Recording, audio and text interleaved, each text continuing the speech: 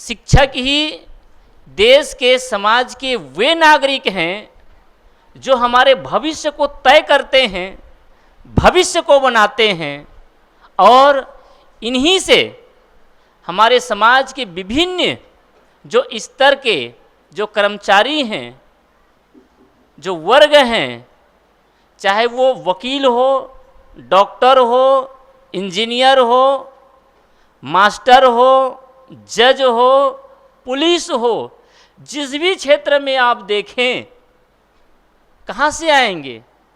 इन्हीं teachers, master, गुरुजी के पढ़ाए हुए विद्यार्थी आगे चल कर के नए नए पद को धारण करते हैं।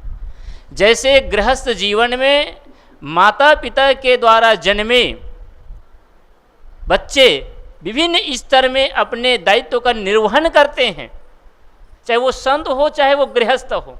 ये संत भी माता पिता से आते हैं और बच्चे भी जो गृहस्थ होते वो भी माता पिता से ही आते हैं। फिर वही बच्चा आगे चल कर के पति बनता है, पिता बनता है, भाई बनता है, ससुर बनता है, या स्त्रियां हैं तो वो माँ बनती है, सासू माँ बनती है, देरान जेठान, विभिन्न रिश्ते बनते हैं। लेकिन शुरुआत कहाँ से होती है? बच्चा से, बचपन से। इसी प्रकार से आज हमारे भक्त प्रवर टेश्वर साहू जी अपने कार्यकाल को संपन्न करने जा रहे हैं और बड़े ही सम्मानित गौरवान्वित रूप में। देखिए, पद सबको मिलता है। जब श्री रामचंद्र जी लंका विजय करके अयोध्या पहुँचे तो अयोध्या जब पहुँचे तो वहाँ पर उत्सव मनाया गया, और उसी उत्सव को आप दीपावली के रूप में जानते हैं।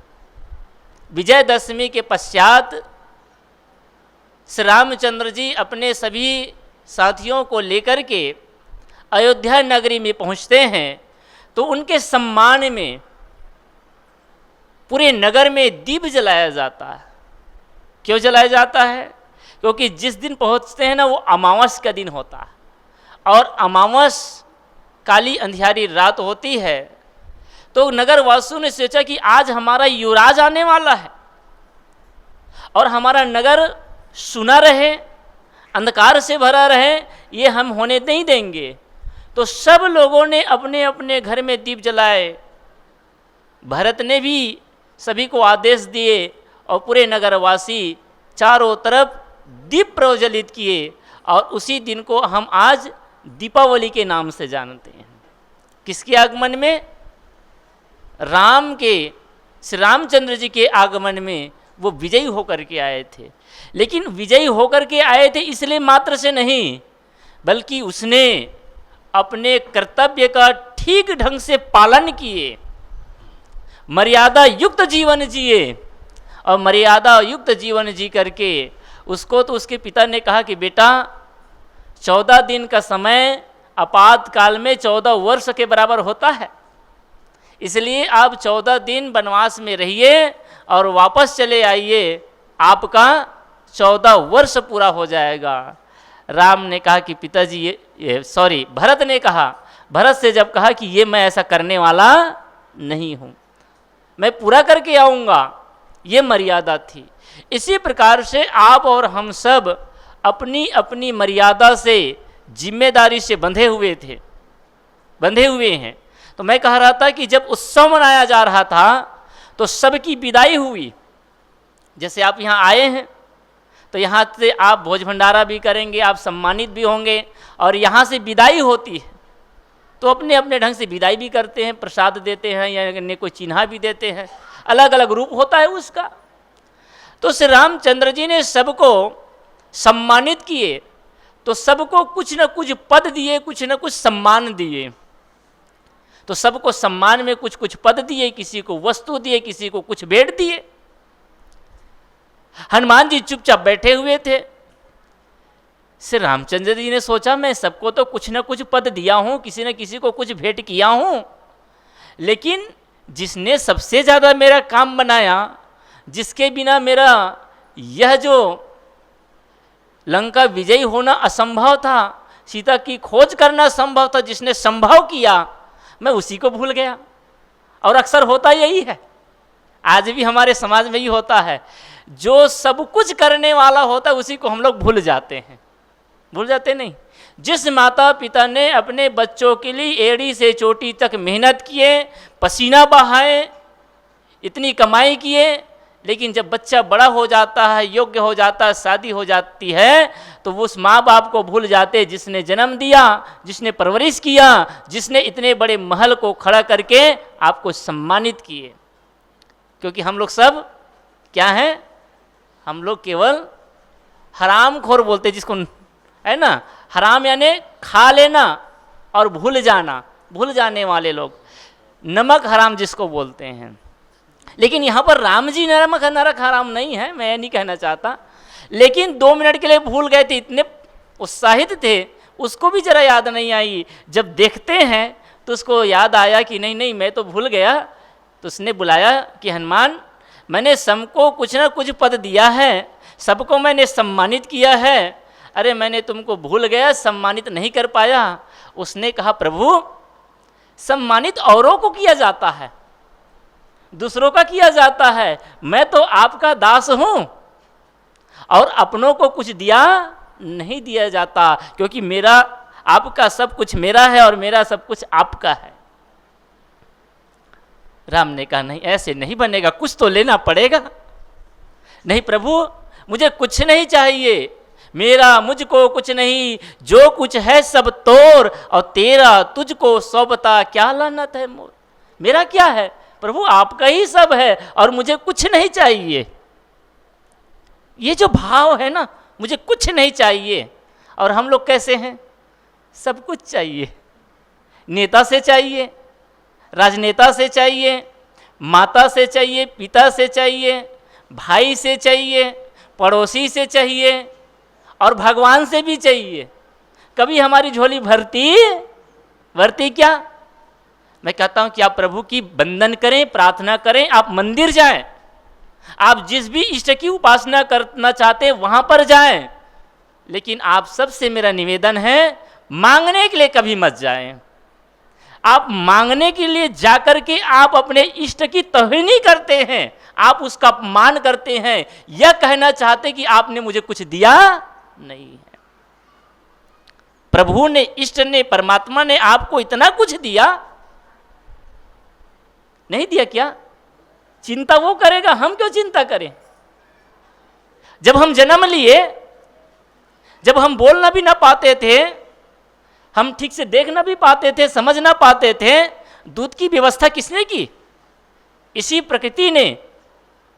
उस समय तो मैं मांगने की योग्य भी नहीं था, लेकिन मेरे लिए प्रकृति ने पहले से व्यवस्था कर रखी है। मेरे सारे जरूरत की चीजों को प्रकृति, जिसको आप परमात्मा में भी कह सकते हैं, आप भगवान भी कह सकते हैं, ईश्वर भी कह सकते हैं, आपकी जो भी भावना, आप क्या करने वाले हैं? कुछ नहीं कर सकते। हम केवल निमित्त मात्र हैं, केवल निमित्त मात्र। हमारे प्रारब्ध में जो होता है वही हम सबको मिलता है। इसलिए मैं आप सबसे विनती करता हूँ, आप प्रार्थना करिए, वंदन करिए, पूजा करिए, पाठ करिए, व्रत रहिए, सब कुछ करिए, लेकिन मांगने के लिए मत करिए। तो आप बोलेंगे जी फिर सारी व्रत ही बेकार, क्योंकि आज जितनी उपवास हमारी माता बहनें रहती हैं वो तो सब मांगने के लिए है। पति सुखी रहे, बच्चे सुंदर हो, धन धन से संपन्न हो, तो क्या आपके मांगने से बस मिलेगा? नहीं, आपकी भक्ति ऐसी होनी चाहिए, आपकी भक्ति में इतनी शक्ति होनी चाहिए कि बिन मांगे आपको सब कुछ मिल जाए, बिन मांगे मिलना चाहिए। आप भक्ति ऐसे कैसे करें जैसे सुदामा भक्ति किए। सुदामा ने कहा कुछ नहीं चाहिए, लेकिन परमात्मा ने सब कुछ दे दिया। सबरी ने कहा कि प्रभु मुझे कुछ नहीं चाहिए, उसने सब कुछ दे दिया। आप जिस दिन ये कहते हैं कि सब कुछ पूरा है, मुझे कुछ नहीं चाहिए, उसी दिन सबकी चिंता, जिस प्रकार से एक छोटे सी बच्चे की चिंता माँ और पिता करते हैं, इसी प्रकार से आप अपने जीवन के सारे बागडोर आप अपने सदगुरु के चरणों में सौंप दीजिए, आप अपने प्रभु के चरणों में सौंप दीजिए। देखिएगी कि आपका सब कुछ हित होने वाला है, क्योंकि वो चिंता करने वाला वो है। हनुमान जी ने कहा कि प्रभु मुझे कुछ नहीं चाहिए। नहीं नहीं, कुछ तो मांगना पड़ेगा। तो हनुमान जी ने कहा कि प्रभु जी अगर देना ही चाहते ना तो एक पद नहीं लूंगा, मुझे 2 पद चाहिए। लक्ष्मण ने कहा कि देखो भैया, अब इसकी बात समझ में आ रही है, लालची है ना, अभी तक तो खोल नहीं रहा था अपना पत्ता, नाटक ऐसे कर रहा था कि कुछ नहीं चाहिए, और जैसे ही आपने बोला एक के जगह में 2 मांगना चाहते हैं। राम मुस्कुराते हुए कहा कि भाई मांगने दो ना, इसी का दिया हुआ है। अगर ये ना होता तो हम अयोध्या ना आ पाते, ये ना होता तो सीता ना मिल पाती, और ये ना होता तो हम लंका में विजय ना कर पाते। अरे इन्हीं के कारण तो सब कुछ है। और मैं तो ये समझता हूँ जितना तुम हो ना, जितना मेरे भरत प्यारा है, उतना ही प्यारा मेरे लिए ये हनुमान भी है। ये उससे रत्ती भर कम नहीं है। अरे एक क्या 2 क्या, तुम 100 पद भी मांगोगे तो तुमको सब पद दे दूंगा। हनुमान जी ने कहा प्रभु मुझे कुछ नहीं, केवल 2 पद चाहिए। क्या पद चाहिए, मांग लो। तो वो श्री रामचंद्र जी के वो चरण पादुका को, वही चरण पादुका जिस चरण पादुका को लेकर के भरत जी ने 14 वर्ष राजगद्दी में स्थापित किए, और नंदीग्राम में जाकर के अपने भाई की याद में केवल तपस्या करते रहे। इसको भाई और भाई का प्रेम कहते हैं, और इसी प्रेम से घर का निर्माण होता है। तो ऐसा हम करें, मांगे मत, देना सीखें, जीना सीखें। तो मैं कह रहा था कि आज हमारे भक्तराज श्रीमान टेश्वर साहू जी प्रशासनिक दृष्टि से, सरकारी कार्य से शिक्षक के पद जो गौरवान्वित पद है, और यहीं से हमारे देश समाज और राष्ट्र के निर्माण के लिए हमारे युवा पीढ़ी बच्चे पढ़ कर के निकलते हैं और सुंदर संस्कारी होते हैं। और आपका काम यहीं पर समाप्त नहीं होता, बल्कि आप और समाज में दक्ष होकर के अपने सामाजिक कार्यक्रम को आप आगे बढ़ाते चलेंगे, और संत गुरुजनों की सेवा करते हुए एक भक्ति का नया अवसर मिला है जिसका आप भरपूर लाभ उठाएंगे।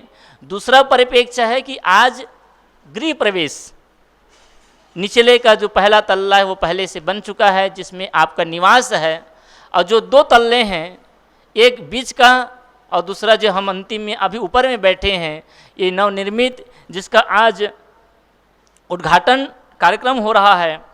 किसी भी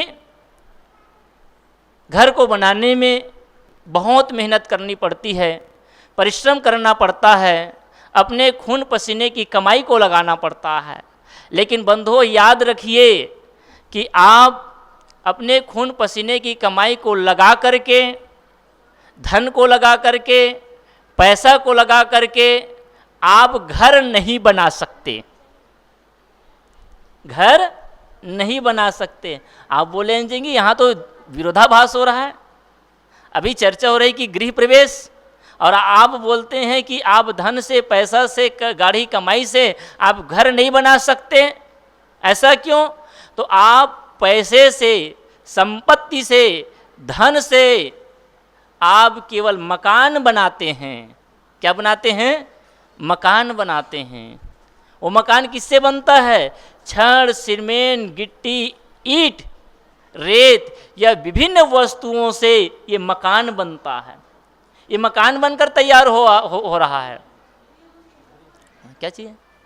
नहीं चाहिए। घर किससे बनेगा?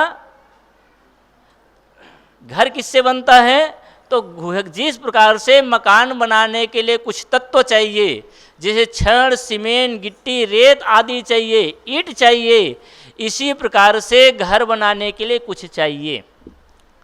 तो मैं तो मानता हूं कि जब भी गृह प्रवेश होता है तो मैं लोगों को कहता हूं कि आज मकान का उद्घाटन हो रहा है और गृह का भूमि पूजन हो रहा है। घर बनाने की पूजा हो रही है, भूमि पूजन है।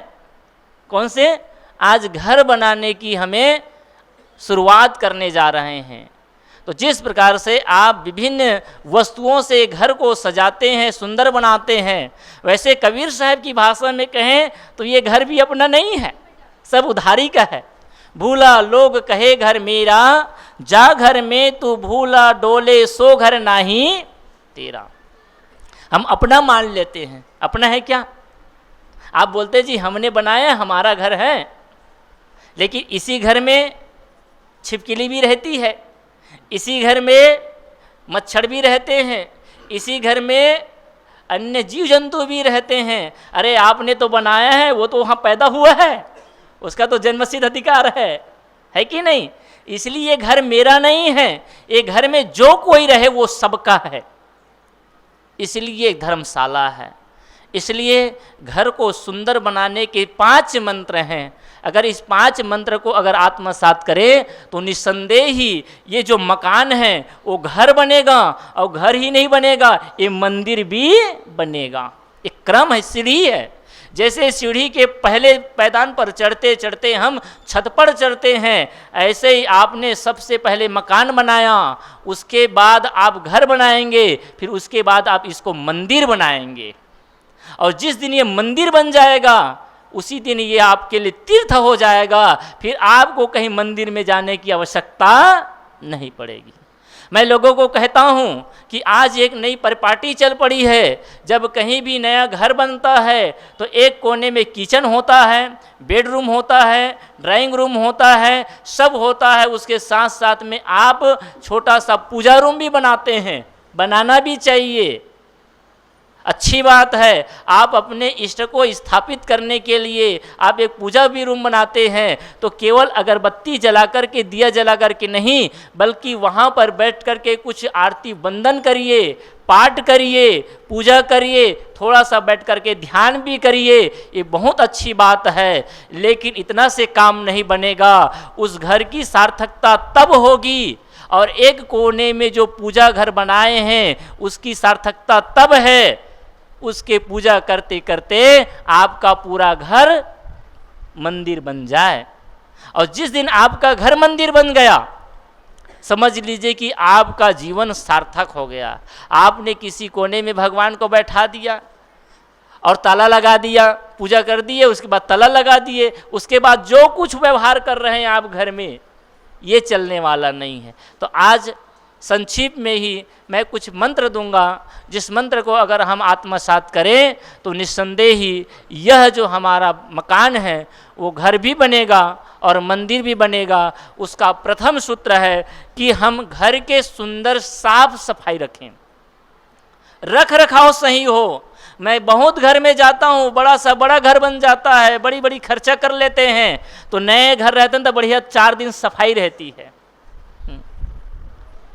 कई घरों में जाते हैं, जैसे जाएंगे ना तो जाते ही सब लोग ऐसे, जैसे कोई नेता आते हैं और नेता को देख करके कर्मचारी लोग इधर उधर हड़बड़ाते रहते हैं ना, इधर से उधर उधर से इधर, वैसे ही संत और गुरुजन जाते ही वैसे ही घर के सारे लोग हड़बड़ाने लगते हैं। क्यों? क्योंकि कपड़ा कहीं पड़ा हुआ है, झाड़ू कहीं पड़ा हुआ है, मक्खियाँ भिन भिन आ रही है, बर्तन जहाँ तहाँ पड़े हुए हैं। ऐसा होता है कि नहीं? आप अपने घर को ऐसा बना करके रखिए, या सूत्र सीखिए। आप अपने, ठीक मैं मानता हूं कि आप बहुत व्यस्त होंगे, आप बहुत काम करते हैं, तो आप अगर ज़्यादा व्यस्त है तो छोटा घर बनाइए भाई। उतना ही कपड़ा रखो जिसकी सफाई कर सको, उतना ही घर भर रखो जिसको आप व्यवस्थित रख सको। आप बहुत बड़ बना लिए और सफाई न कर सके तो आप छोटा रखिए, लेकिन सफाई से रखिए। तो क्या करें? घर की व्यवस्थित होना चाहिए, घर में व्यवस्था होनी चाहिए और सफाई होनी चाहिए। अगर घर में कोई भी सामान व्यवस्थित हो, कैसे व्यवस्थित हो? जैसे कोई संत गुरुजन आते हैं या कोई कार्यक्रम कराते हैं तो घर की बढ़िया साफ सफाई रखते हैं, सारे वस्तु को व्यवस्थित रखते हैं तो घर सुंदर लगता है। फुलवाड़ी लगाए रहते हैं, बर्तन को व्यवस्थित रखते हैं, कपड़ों को व्यवस्थित रखते हैं तो घर सुंदर लगता है, आपको भी सुंदर लगता है, औरों को भी सुंदर लगता है। माँ सबरी क्या करती थी? रोज सवेरे उठती थी, स्नान करती थी, गुरु का ध्यान करती थी, और ध्यान करके केवल 2 ही काम करती थी। वो क्या करती थी? आंगन की सफाई करती थी, सफाई करके वो फूल को सजाती थी और फल को चुन करके रखती थी। रोज का काम था उसका। तो ऋषि मुनि लोग देख करके हंसते भी थे, अरे पगली तू 1 साल से नहीं हर साल यही काम किया करती हो, रोज यही किया करती हो, और तुम सोचती हो कि राम तुमको दर्शन देने वाले हैं। सबरी ने कहा कि मुझे पता नहीं है कि भगवान आएंगे कि नहीं आएंगे, लेकिन मेरे गुरु ने मतंग ऋषि ने कह कर गए हैं कि सबरी तो एक दिन पूजा करता रहा, यहाँ पर आप सेवा करता रहा, और आपकी पूजा से सेवा से प्रसन्न होकर के प्रभु आपको एक दिन दर्शन देंगे। और सबरी ने क्या किया, केवल 2 ही काम किए। पहला वो तैयारी करती रही, और दूसरा वो धैर्य रखी रही। धैर्य में वो बल है, वो शक्ति है। आज का आदमी धैर्य रखना नहीं चाहता, सहना नहीं चाहता, थोड़े में उब जाता है। एक एग्जाम दिलाया, पास नहीं हुआ, और सरकार को गाली देने लग गए कि अरे आजकल किसी को नौकरी मिलती ही नहीं जी, सब लूटने वाले हैं, घूस का ज़माना है। आपने इतनी जल्दी हार मान ली। आप जानते हैं मैडम क्यूरी का नाम सब आपने सुना होगा, जिसने रेडियम का खोज किया। पढ़ने वाले विद्यार्थी जानते हैं, आप सब लोग पढ़े वाले हैं। मैडम क्यूरी एक स्त्री थी, उसने रेडियम का खोज किया, और रेडियम को खोज करने के लिए उसने हजारों टन मिट्टी को एक बार नहीं 1000 बार छाना, तब कहीं जा करके वो रेडियम जो चमकता हुआ जो भी चीज़ है ना उसकी खोज कर पाए। ऐसे जितनी भी खोजें हुई हैं, आज जिस माइक से बोल रहे हैं, जिस मोबाइल को हम यूज़ कर रहे हैं, जिस पंखे को हम चला रहे हैं, ये एक बार में नहीं हो पाया। हमारे महापुरुषों ने, ये महापुरुष कहता हूँ मैं इसको, लोग इसको वैज्ञानिक कहते हैं, और मैं कहता हूँ ये सच्चे महापुरुष हैं। ऐसे निर्माणी महापुरुष हैं। आदमी थोड़ा सा काम करता है ना, सरपंच का पद पा जाए तो ऐसा चाहता है कि उसका बड़ा नाम हो जाए। आदमी धर्म मंदिर में जाकर के थोड़ा सा 1000 रुपये 2000 का दान करेगा तो सोचता है कि मेरा नाम चले। सोचते कि नहीं सोचते हैं? 1000 का दान करेंगे, रसीद कटवाएंगे और इंतजार करेंगे मेरा नाम आता है कि नहीं आता है, और कदाचित अलाउंस करने वाला नाम भूल जाए तो सोचते हैं जी मैंने 1000 का दान दिया, मेरा नाम भूल गया। तो हम नाम के भूखे हैं, दान करने वाले लोग नहीं हैं। दान में भी हम नाम देखते हैं, सम्मान खोजते हैं। और मैं इसलिए कहता हूं कि हमारे देश के और पूरे विदेश के जितने वैज्ञानिक हैं, इससे बड़े निर्माणी और इससे बड़े स्वाभिमानी और इससे बड़ा दाता दुनिया में कोई नहीं है। इन्होंने सब कुछ दिया, बड़ी बड़ी खोज किए, लेकिन किसी का नाम हम आज जानते नहीं। नाम के भूखे थे क्या? उसने काम किया और काम करके समाज को समर्पित कर गए, वो नाम के भूखे नहीं थे। इसी प्रकार से हम भी नाम के पीछे ना जाएं, बस कर्म करते चलें, अच्छा कर्म करते चलेंगे तो निस्संदेह ही हमारा नाम होगा। तो पहला काम क्या करें? जिस प्रकार से सबरी क्या करती हैं, तो वो फूल बिछाती है, झाड़ू लगाती है और इंतजार करती है अपने प्रभु की, आएंगे मेरे राम, आए ना।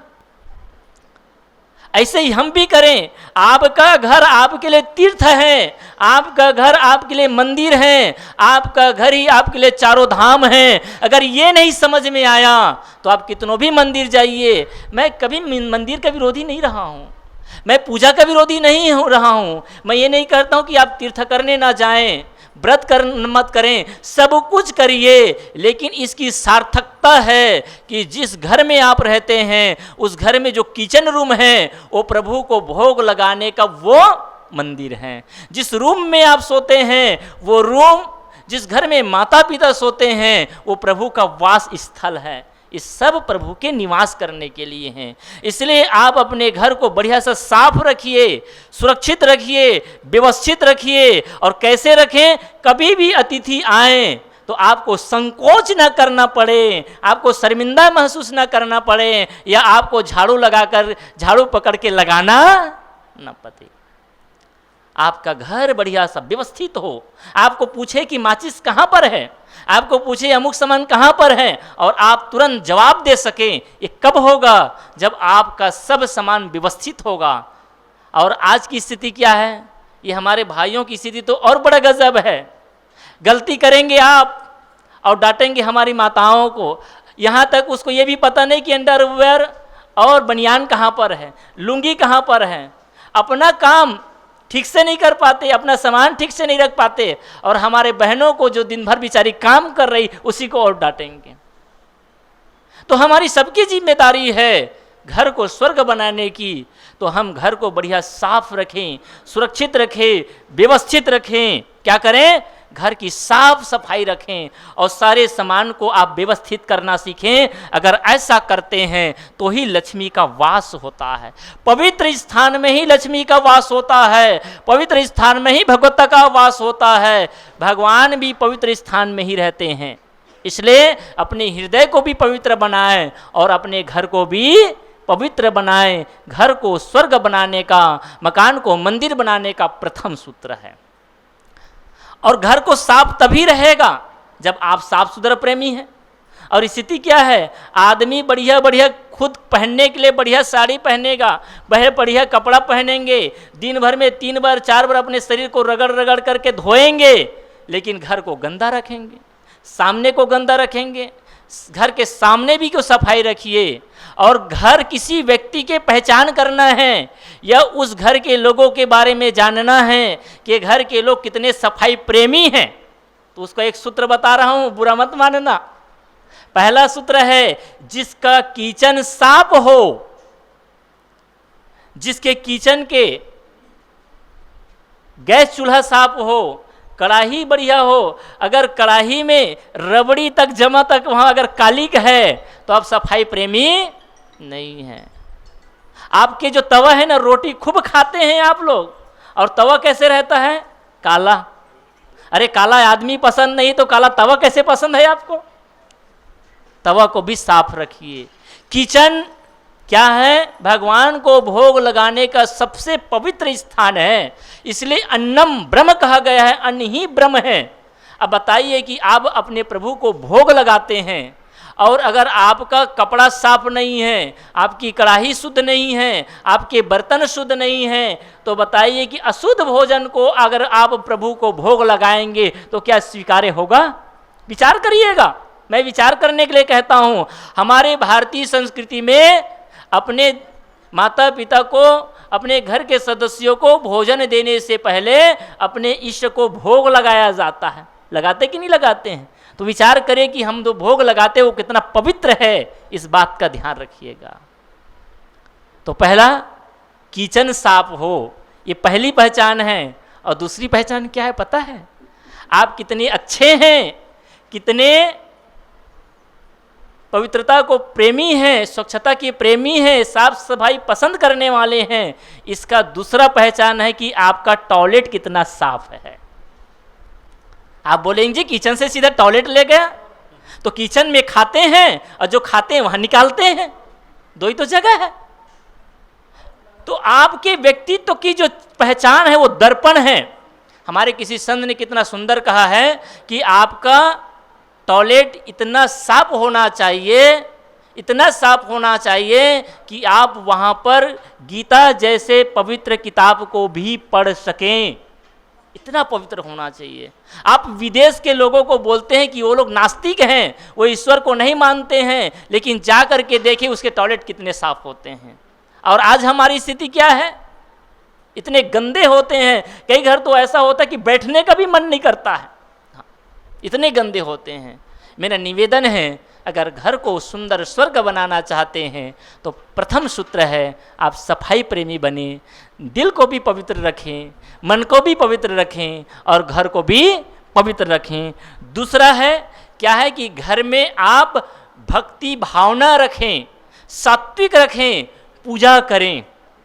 अगर आप रोज करते हैं सवेरे शाम, अपने प्रभु को याद करते हैं, पूजा करते हैं, बड़े बुजुर्गों का सम्मान और प्रणाम करते हैं, तो आपके घर में क्या होगा? देव का वास होगा और आपका घर मंदिर बन जाएगा। दूसरा क्या काम करना है कि आप रोज सवेरे शाम उपासना करें, आरती वंदन करें, बड़े बुजुर्गों का सम्मान करें, उसको प्रणाम करें।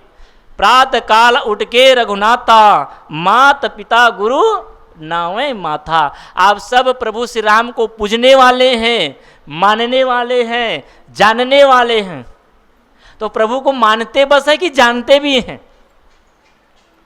हाँ, कृष्ण को मानने वाले लोग हैं ना, राम को पूजने वाले लोग हैं, तो केवल पूजा से काम बनेगा कि उसके आचार को, उनके चरित्र को भी धारण करना पड़ेगा। सीखिए, रामायण पढ़ने बस से काम नहीं चलेगा, पढ़िए, मनन करिए, पूजा भी करिए, आपकी भावना है, लेकिन उसके चरित्र को आत्मसात करिए। आप राम तब तक नहीं हो सकते जब तक आप अपने माता पिता का सम्मान नहीं करते हैं और भाई से प्रेम नहीं करते हैं। भाई से बैर करने वाला, भाई से विरोध करने वाला, भाई से दुश्मनी करने वाला, माता पिता का अपमान और तिरस्कार करने वाला कभी राम हो सकता नहीं, और राम का उपासक भी नहीं हो सकता। हाँ। जो कृष्ण अपने माता पिता के लिए वो युद्ध किए और युद्ध करके अपने मामा कंस से बदला लिए, वो कृष्ण हो सकता है। जो देश और समाज के कल्याण के लिए जो क्रांतिकारी विचार उत्पन्न करे, वो कृष्ण हो सकता है, या वो कृष्ण की अनुयायी हो सकते हैं। और आज कृष्ण के अनुयायियों की दशा क्या है? कृष्ण के लिए कहते कि वो दूध खाते थे, दही खाते थे, मक्खन खाते थे, घी खाते थे, वो कृष्ण थे। और आज कृष्ण की अनुयायी अपने को कृष्ण के उपासक कहते हैं, वो चाहे यादव हो, चाहे वो तेली हो, चाहे कोई हो, आज कृष्ण को सब मानते हैं, अच्छी बात है।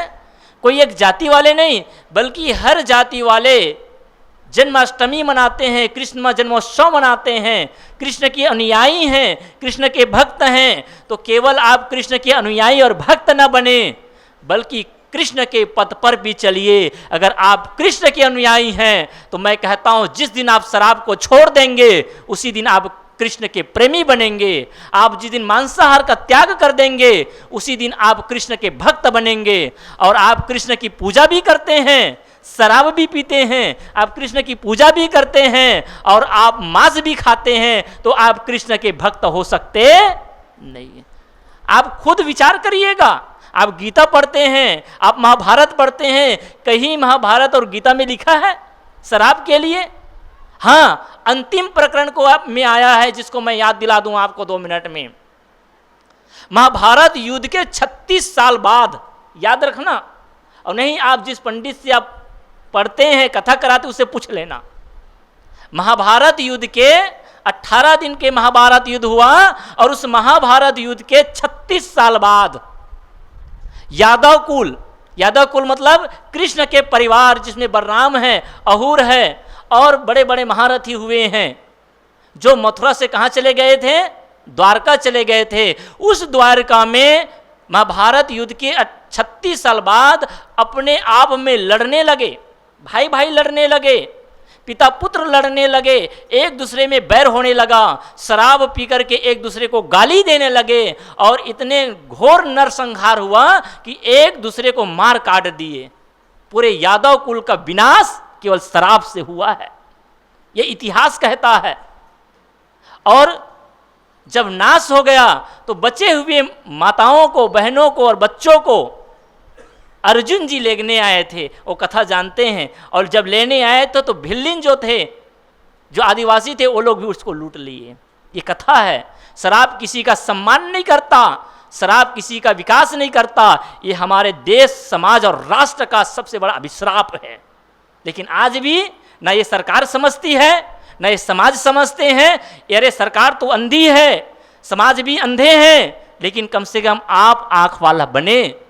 इस शराब हमें गर्त में ले जाने वाले हैं, इसलिए आप इससे ऊपर उठिए। और शराब ही नहीं, शराब जैसे जितने दुर्व्यसन हैं, आप इससे मुक्त हो। और मुक्त हो करके ये जो महाभारत है ना, ये शराब और जुआ का सबसे बड़ा प्रमाण है। जुआ में युधिष्ठिर सब कुछ हार गया, और आज जुआ के नाम पर केवल ताश और पासा ही नहीं चलता। आज IPL के नाम पर जितने सट्टाबाजी होता है ना, हमको सब पता है। ऐसा नहीं कि साधु हैं तो नहीं जानते, सब पता है हमको। इतने करोड़ों करोड़ों के ये IPL फालतू का नहीं होता केवल दिखाने मनोरंजन के लिए। इसके पीछे बहुत बड़ा षड्यंत्र है, इसके बड़ा बहुत बहुत सट्टा है। अरे दूर तो छोड़िए, आपके चारामा और रायपुर में भी चलता है। अब चलता है कि नहीं चलता? और नहीं, सब बड़े बड़े लोग आ गए हैं इसमें।